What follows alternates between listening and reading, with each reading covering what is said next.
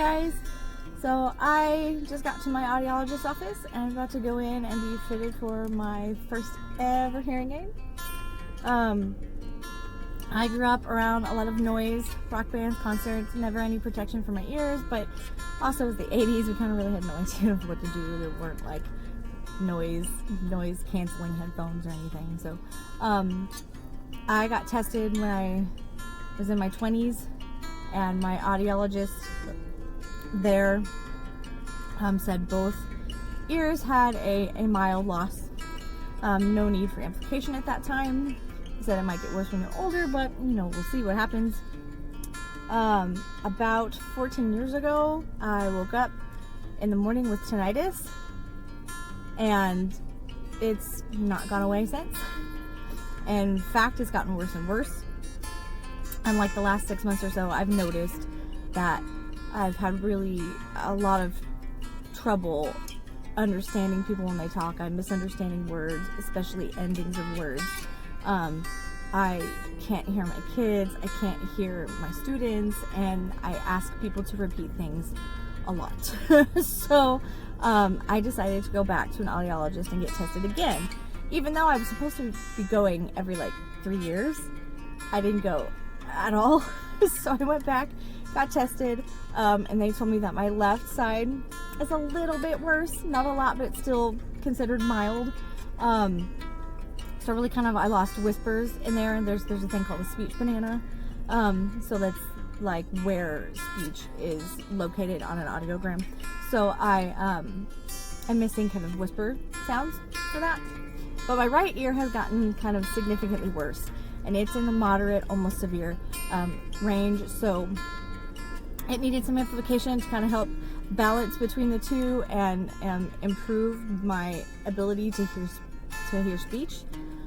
So I'm gonna get fitted for that in a minute. I'll show you. And then I'm hoping that will help me with my communication with people who don't sign. Luckily, my students sign, so that's really good for me. My kids are learning how to sign, which is awesome. They're only 3 and 5 though, so they still got a ways to go. And my family is actually learning how to sign too, so we're really a good total communication family at this point. Because I know also that my hearing will get worse as we go, so I want to be able to have that communication with my family and friends and students, etc. So anyway, yeah, so I'm excited. I know most people will probably be nervous, but it's not a bad thing. It's a really positive thing for me to have both, really kind of see and experience a little bit more of the world that I put myself into as an interpreter and as an ASL teacher, and now I'm really kind of being put into that world myself, and it's going to be a really interesting viewpoint to see how my world changes as we go. So it's kind of cool. Yeah. Okay, so technology. It's crazy. Let's see it happen.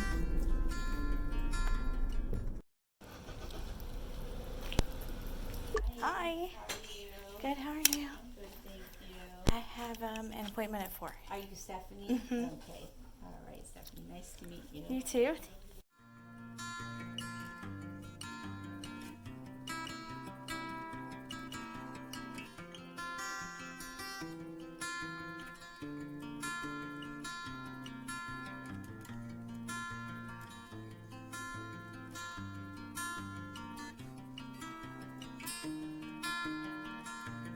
Sit real still. Sorry, Alright, okay, your ear canal bends. I'll let it draw. We're not overstimulating your brain. We're not giving you a whole bunch of different new things yet. But there's other options to do, like a meeting, crowd, restaurant, car. Auditorium is the loudest setting. We have television outdoors. For the phone, what it does is auto connects to the phone so that it becomes more clear on the phone. Do you use speaker most of the time? Most of the time, yeah. Yeah. Or my left side, because I can hear a little bit better on that side. Right. So Are those settings that it's already programmed to, or things we add? adjust. We can add as needed, whatever you'd like to try.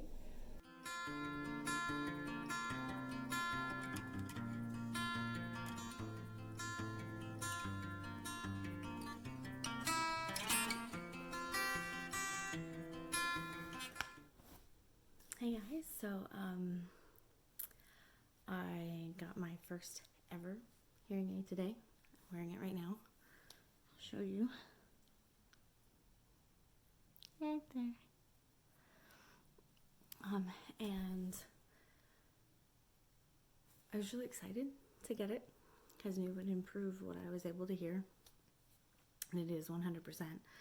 I actually forgot that when I got out of my car, I was going to turn down the radio. So I didn't scare myself when I got back in because I listened to this podcast. And I have to turn up my car sound to max or I can't hear it. So I was going to turn it down before I went in, knowing I'd be wearing my hearing aid when it came out. And I didn't want to scare myself, but I forgot. So I scared myself and I turned it down. And actually on the way home, I kind of played with the sound and was listening to other things.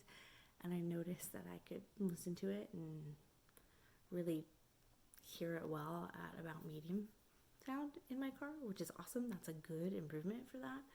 And I was hearing like things I didn't notice that I wasn't hearing anymore.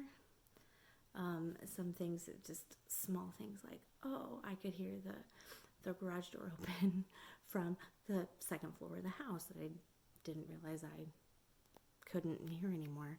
And like small things like the cats in the other room walking around or playing, I could hear things from the other room. And like car doors outside from cars. I wouldn't realize that I wasn't really hearing those things anymore. And that's exciting and everything, but some of them tended to be really emotional too, and I didn't really plan for that because I didn't notice. Like I knew there were things specifically I was trying to listen to I couldn't hear before, but there's also things that I didn't notice that I wasn't hearing anymore. So I have like this like emotional overflow that I wasn't expecting of things I can hear now. Like for example, my daughter fell asleep.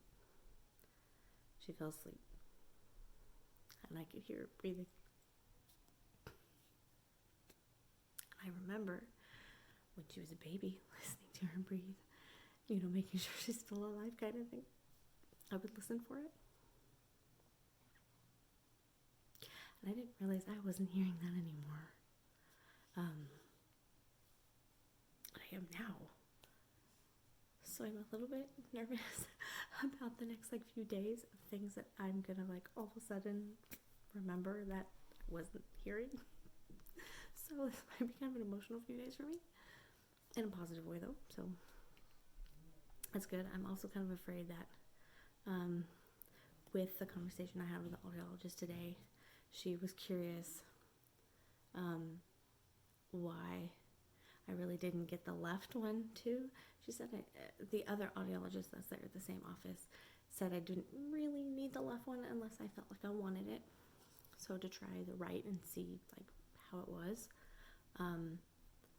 And so the other audiologist that I saw today that fit me for the hearing aid asked me why did you not get the left one? And I said, well, the other one said I didn't really need it as much as I needed the right. But if I felt like I had a better quality of sound with both, that I have 75 days to change my mind on what I bought, the kind I bought, the fit, everything. So I have 75 days to just try it out and see if I enjoy it or whatever. And because they're expensive, I really just wanted to stick with the one, but I'm afraid over the next few days and weeks that I'm gonna want the other one so I can hear better. Especially even now, just after 4 hours of wearing it, I'm noticing so many things I wasn't hearing before. And they're not necessarily things I have to hear, you know what I mean? But it's just there's things I'm noticing that I was just missing. I can't even explain it properly. And really, it makes me feel a little bit off just because of the community that has been so wonderful and gracious in accepting me as a hearing person. I don't want to, like, cat, go sit over there. I don't want to, like, offend them or make it sound like hearing is better, because it's not. It's different. It's different for someone who grew up hearing and become kind of late deafened, even though it's not really late for me because I'm 36. I'm not old, I'm 36. But it's different growing up hearing and growing up deaf. So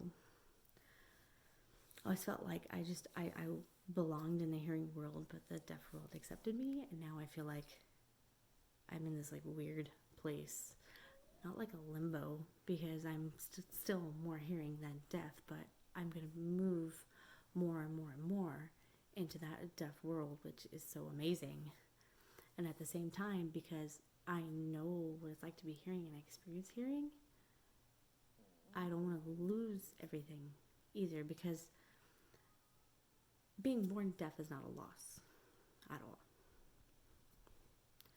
But having something and then losing it, I feel, is a loss. Even if you accept the loss and you're fine with it, there's still kind of like this coping time.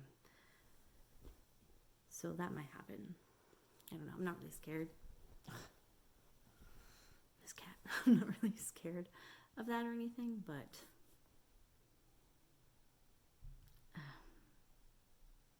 I'm not sure how it's going to go. And I have so much wonderful support from both communities, from hearing people who sign,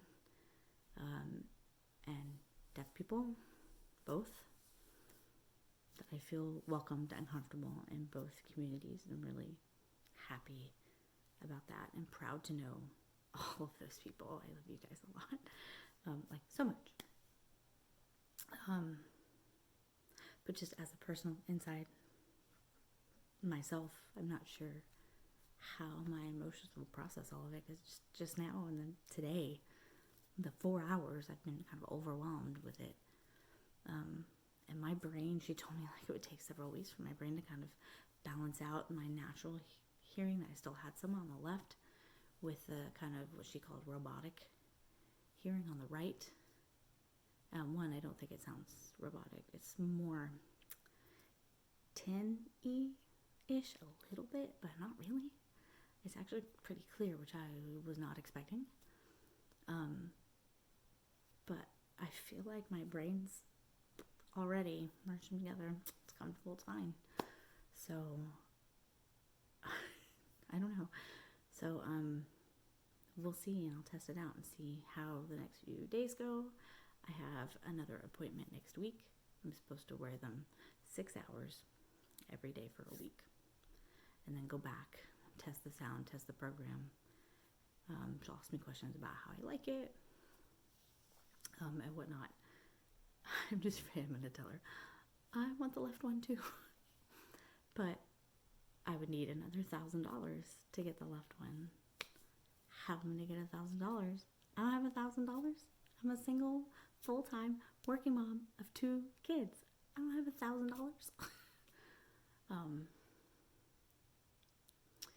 But yeah, so it's going to be an interesting week, I think. But all positive. I feel like this was really the right thing to do for me. Even though it felt a little bit odd because I'm young, because I grew up hearing, but know I'm involved with the deaf world, and didn't want them to, I don't know, look at me in a different way. I don't know how to explain that. I feel like it would be offensive to them, or like I wanted wanting to get hearing aids might be offensive when I really, like, I don't mean it that way. Yeah, it's weird. Kind of like conflicting emotions in a way. But if, PSA, if you have somebody that you know that's deaf or hard of hearing, and you have not really gotten to know them, you need to. It's the most beautiful community. It's one of the best I've ever seen, that I've ever had the pleasure of working with, ever had the pleasure of being involved with. This world is full of so many beautiful cultures, and that's one culture I feel like is often overlooked and not given the support and the